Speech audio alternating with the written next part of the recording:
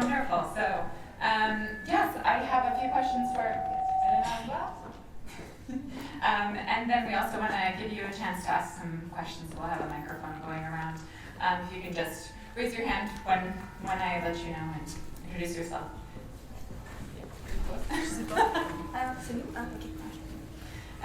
All right, so I want to start at the very beginning with your inspiration for the film and for telling the story. How did you come to the world of stunt people, and how did you find your three protagonists? In the beginning, it was a bit of fascination about how we do movies and what happens in the backstages of filmmaking. And the stunts, you're not supposed to be able to notice if they're stunts or not. So it was kind of a mysterious world, and also I was sensing that it's a kind of masculine world, because the fights, the cars, and everything. So that's what drove me to the Stuntwomen. And when I met Virginie, I have known her for a long time now, and I asked about the roles that she got to play, and she was telling me that a lot of stuff she has to do is play sexist violence, and that's when I thought, okay, so maybe there's a field that's also a bit more than about glass ceiling, which is very important, of course. But then it opens the question of representation of violence, and that's why I decided to really make it the film. And I definitely want to talk about that a bit more as well. But you talked about interest in... and the characters, Virginie Arnault, she's the best stuntwoman in Europe, basically. She has been working for more than 30 years. She also won a Taurus Award, for those who know what it is. It's equivalent for Oscars, but for stunt people, for Fast and Furious 6. And so she was really I could not make a film without her in it. And Petra, she has this amazing thing that she's the only person in the world who is a stuntwoman, Swiss, who lives in Hollywood. So and I contacted her, and she said yes immediately, because she also thought that it would maybe give her light, on her trajectory anyway. And Estelle, I did a kind of casting. I spent time in that school, and I met all the young stunt women, and I talked with them, and she had an interesting profile, because she was promising, and that's how we got in touch. So you mentioned an interest for yourself in the filmmaking process and what's going on behind the scenes. But so for us also, could you talk a bit more about that? How long was the shooting? How much footage did you have when you started editing, all those sorts of things? The shooting took a bit more than 3 years. We started in 2019, and then COVID hit. So it was difficult, because we definitely wanted to shoot some stuff in Hollywood with Petra, but that was not possible. Even without COVID, it would have been really difficult, but we had some connection and some hope. But with COVID, it was don't even try. And in Europe it was more easy, because we had better connections on European film sets. For Virginie and Estelle, we shot over 3 years, little stuff like this, here and there. For Petra it was different, because we had to come to the United States, so I went once alone without a crew to see her live and to decide what we are going to shoot. And then we came back, and we stayed 3 weeks, and we did shoot all of Petra in one session, and we had the family dinner just before COVID, so we were really lucky with that. So you see, Petra is shot in 3 weeks time, and the other two are in 3 years. So then at the editing, you erase the time difference. You make it look like everyone was shot in the same time frame. That's great. And you talked a bit about how you got interested in this sort of undercurrent of violence against women in media through knowing Virginie. And so how much did you go into the film or the editing knowing how you wanted the narrative to play versus what you had guiding how the narrative ended up? That's a really good question because that question was what made me decide to do the film. So it was really there in the beginning. But then documentaries like that, you don't know what you are going to get. And also Virginie, she's transitioning into coordinating, and Estelle, she's starting to be a stuntwoman. So both of them were not doing full-time stunt jobs. And so I didn't think about that because it's more difficult to actually go on film sets and film the issues I wanted to show with violence and stuff like that, if both your characters are not really doing that a lot, you know, because they are both transitioning. So I understood that at mid-shooting, and that's when we said, okay, but maybe we can use archives. And so we started to look at all the films that Virginie did, and she did a lot. So with the intern I was working with him, we watched a lot of French movies like Vitesse 4, like like very fast, 4 times, to find the moments of when the stunt was happening. And we took out all those stunts and then we watched them to see what kind of action it was, you know, if it was fights, if it was sexist violence or not. So we had like comment tu dis, une mosaic of all what she did, and then we chose the one that we used.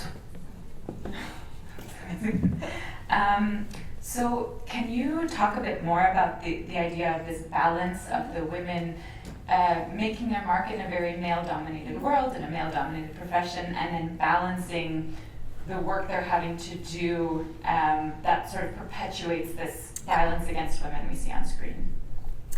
That's two very different and separate issues because, well, women are getting into the stunt world more and more, and that's really a good sign because it means that more action roles for women and everything. It's really hard in Europe.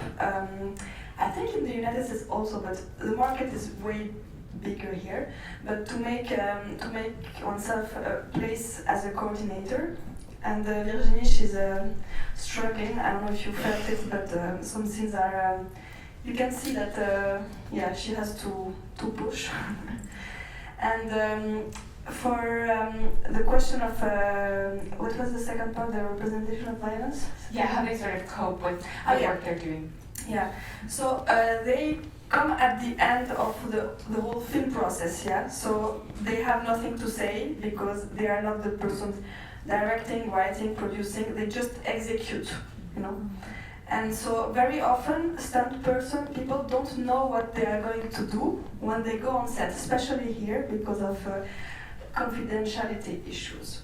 So yeah, sometimes you have no idea what you're going to do, you just know that you're going to fall or take a light hit, or the coordinator will make sure you have the skills to do what you are supposed to do, of course, but you don't know what you're going to do. So you have absolutely no, comment tu dis, power. Yeah, no. And the second thing is you need a bit of time in your career to actually take a step back and say, oh, this is what I do. And because Virginie, she has like 30 years of career behind her, so she can say, oh, you know, I'm used to play getting beaten up and the rape thing, it happens also. So because, you know, she had time and she had time to think about it. But the young ones, they just started, you know. So of course Virginie, Estelle, she doesn't care about that because she just wants to do her job, you know. She has no perspective yet. I mean Estelle, but then we have Marie. She has it a little bit more, and also Diane, who experiences violence, domestic violence history. So that also changes her perspective. But yeah, you need time to actually see. Yeah, I can imagine it's something that just over the course of your career. Yeah. Yes. I have one more question, and then I'd like to open it up to the audience. I mentioned we're close to International Women's Day. We're celebrating Women's History Month. This is a story about women in the world of cinema. You are a female director, and I think it was, you mentioned it was a largely female crew that worked on this film as well. So what personally are your thoughts about the evolution of women's roles in cinema? Are you optimistic for the future? What do you hope still will change? Well, we have still a lot of work to do. Right now in Europe, we are in France. We are in the middle of Me Too. How to say? Reckoning. Yeah, exactly. I mean, it's happening now. 2024. So no, there is still a lot of things to do. But you know, like people who write, direct, and produce the money, it's like slightly getting more and more diverse. But you know, it's still. I mean, where there is money, there is also like power. So, so people with more resources have also more access to production facilities and stuff like that. So, I would say I'm optimistic, but I'm also realistic, and yeah, we're not there yet.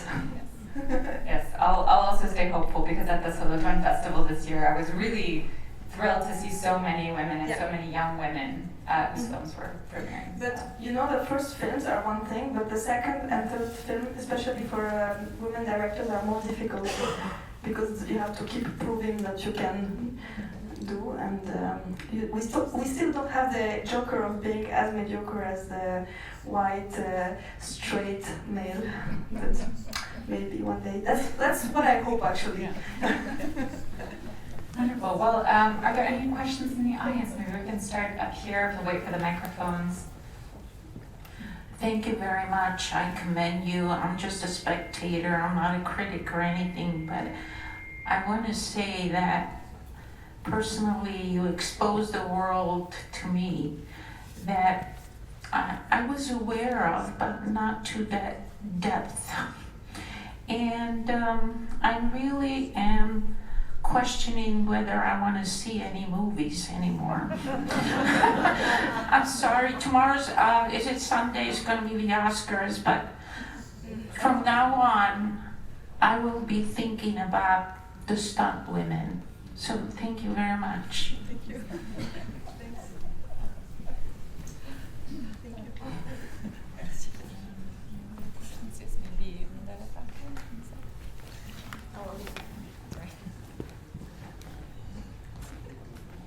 But I think, yeah, there are a lot of films now who are changing because you know we have this aesthetic of liking to see violent stuff, but it's also shifting. You know, there are a lot of the great films and TV shows that talk about violence, but that don't need to show it very crudely in a way that some people could enjoy it. So we are rewriting the grammar of filming.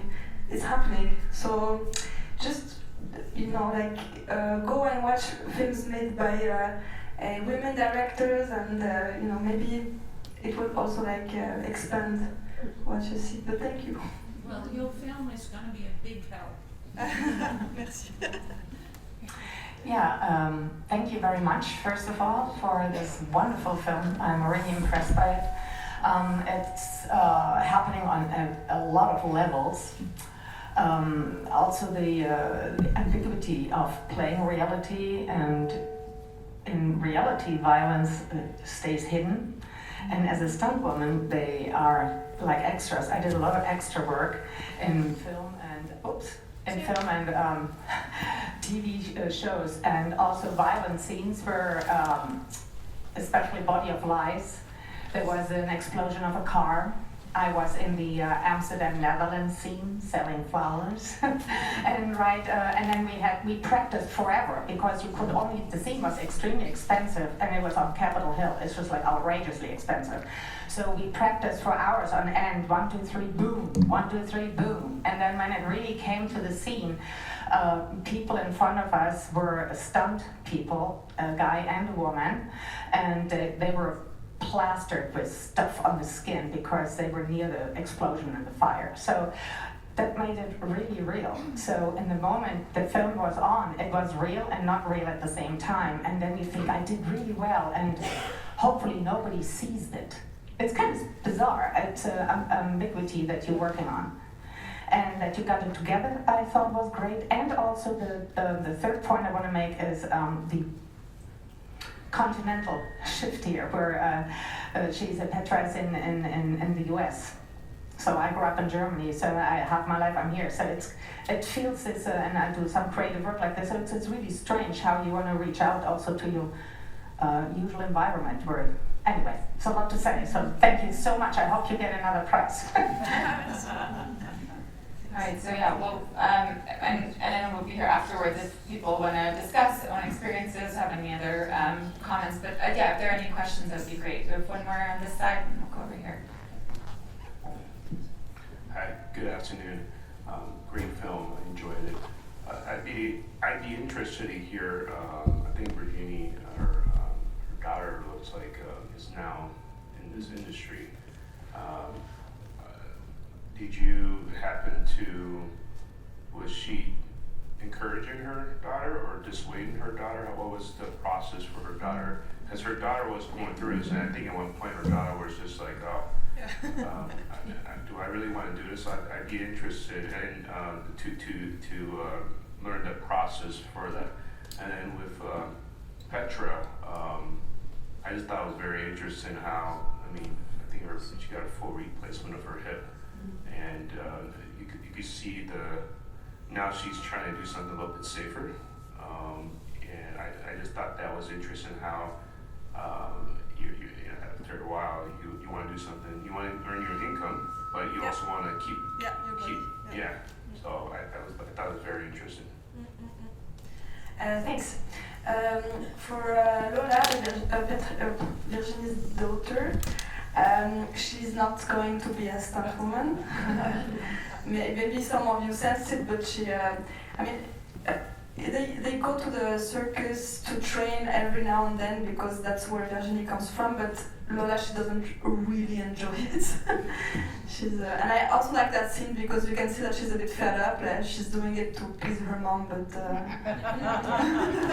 it's not really her thing. So Lola is going more into acting, and she's a bit looking for herself in the world. She's not really sure what she's going to do, but I saw her grow up because when I met Virginie, she was like 4 or 5 years old, and now maybe 5, 6, and now she's 18, 19, so it was really, I liked seeing her grow up and understanding little by little what her mom was doing. And that's what I tried to put in that scene. And it's Petra is like the hip thing and the safety thing. It's really like a tension in her life, because she, as you said, actually you resumed it very well. It's like she has to still keep working, but she wants to find a way to keep her safe. So it's still an ongoing process as we speak. I think we have time for a couple more. We had one over here.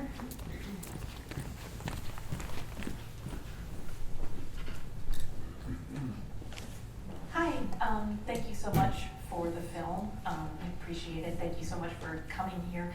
My question is, looking at how much work each stunt woman had to do outside of the filmmaking process, how much time and money presumably they spend on acting classes and personal trainers and presumably medical bills and Botox and everything. I was wondering, do they actually make a sustainable living at doing this? I mean, especially, it's not like they can work super often all the time because that's going to take a toll on their body. So is that a sustainable sort of career to have, really? Well, it really depends on the level you're working on. For example, you maybe recognized Debbie Evans, the Stuntwoman with the cars. She was the stunt double for Trinity in Matrix. Yeah, she's she does stuff like amazing stuff. Anyway, so if you are in that kind of industry, then you can make a good living. Petra, she's not on that top level, but she's still in a level where she can live in the United States and do all the things you said, but still she cannot afford to stop working.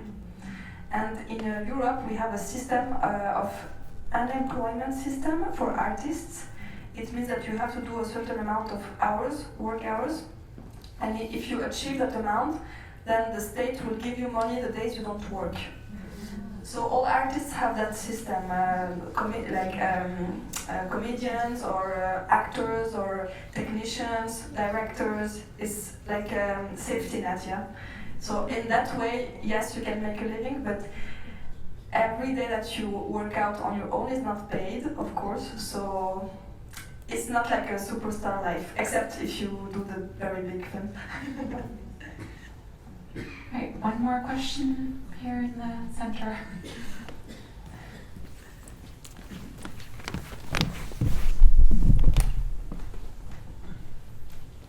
Thank you for this wonderful film. I wanted to kind of maybe piggyback on the last question. The violence and right now this awareness of mental health. I saw a lot just watching this movie of the struggles, and I mean, my question I guess is how have you had a chance to talk to these women as to how it impacts the violence that they actually really portray? I mean, I knew about stunt people, but I didn't realize how much it impacts women, that it's really the violence coming out on them. And so then on top of it, how are they insured or protected? Because I would imagine that this is a high risk industry. So any little breaks, I mean, I'm not the normal average, I guess, people of getting the bones broken, right? And I know European has a much better system, but I would love to hear a little bit more if you understand the comparison between the US insurance and the European insurance and how they are protected on the actual physical part and then also on the mental health part. I think that's a big question, sorry. No, it's really interesting. It's so for the physical part, I don't know really how it works in the United States, but in Europe, the problem actually is not if you get hurt on set, because if you get hurt on set, there is insurance for sure. Also for a very dangerous stuff, you have a prime de risque. It means that you negotiate before how many times you're going to do it. And then the more you do it, the more you get paid. So that's good. But for little stuff like falling down the stairs in a miniskirt and high heels, this kind of things, you don't have that. So then if you are with a director who wants to do it 45 times, and the coordinator is also a guy who don't care, then you're basically, it's not good for you. But, you know, like usually the coordinators are supposed to protect you, so... But the problem is the costumes, because you cannot choose the costumes because you get to set, they already filmed the beginning of the scene, so, yeah. But the problem is, if you do a scene, you go home, and 1 week later you feel something, and that happens a lot. And then it's too late to call the production company, because how can you be sure that it's because of the stunt? So you go to the physio and like all the costs, it's for you. I mean, it's all on you. And that's actually the problem. That's what's happening with Petra and her hip. You cannot say exactly when stuff happened, it's just accumulation of.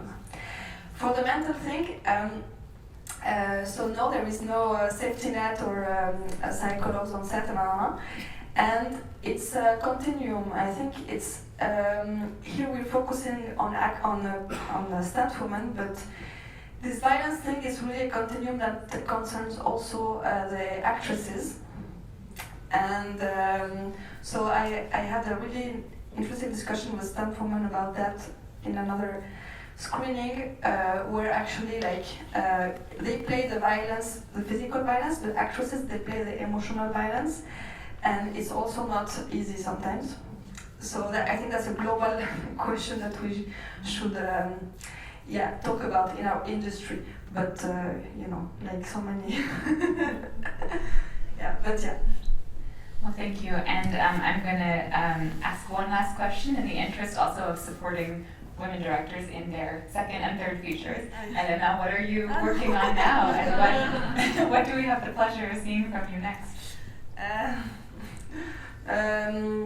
Well, it takes a bit of time to... So I'm working on another feature documentary, but I think it's a bit too early to talk about it. but I'll be in touch. And I don't know, I can maybe just say that I'm working also on a fiction short and that it will have a stunt in it. Wonderful. Well, I hope that you all stay tuned. If you hear anything, it'll be from the Swiss Embassy, so please. That's also my personal plug. Thank you, Elena, for being here, for coming from Switzerland. We really appreciate it, for sharing the film. Maybe we can do one last round of applause for her.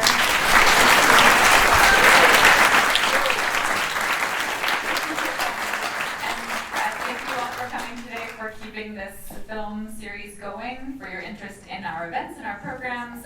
Please stay tuned. We're on social media at Swiss Embassy USA and also on our newsletter. So enjoy the rest of your weekend. Thank you so much.